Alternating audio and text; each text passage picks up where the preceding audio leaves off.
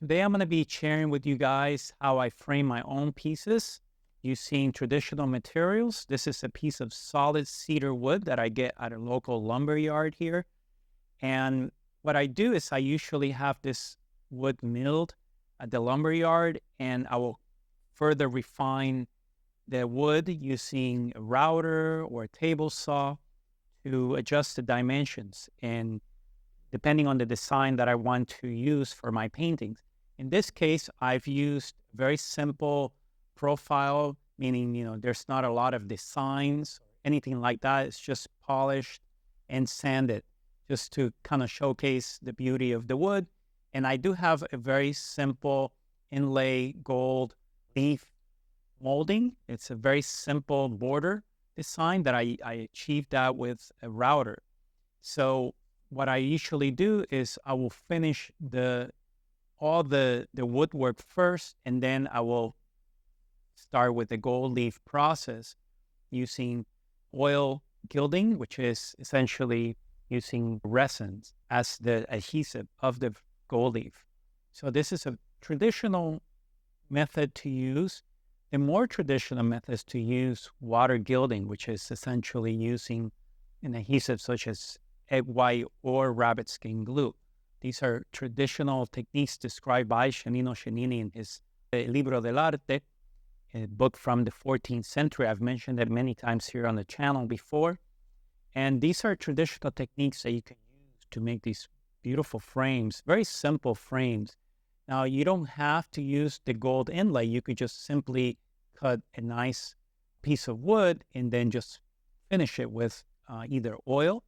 I usually like to use linseed oil. It protects the wood, it seals the wood, and you could continue to build many layers of linseed oil. I just keep using linseed oil to seal the wood until the wood will not start repelling the oil. So that's a technique that was employed by traditional woodworkers, and it seems to work really well. And then I will seal the wood with some sort of varnish.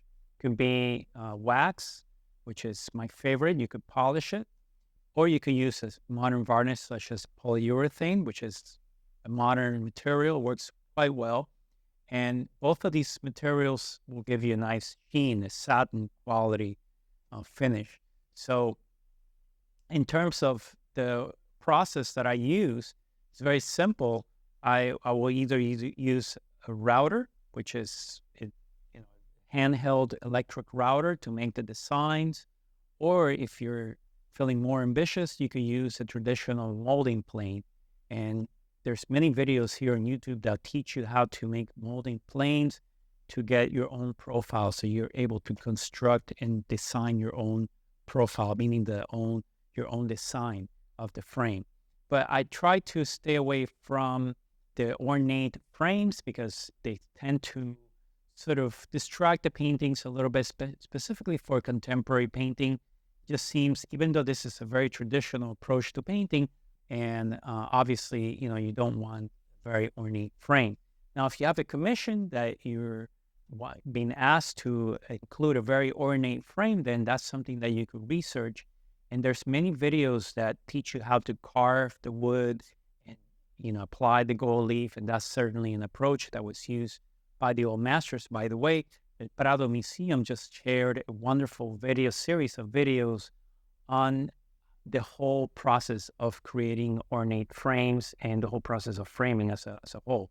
So wonderful video and a wonderful resource if you're interested. Thank you for watching. If you enjoyed this content, consider subscribing to my channel. For those interested in improving your drawing and painting skills, make sure to check out my links below where you can learn more about my online courses available at Udemy.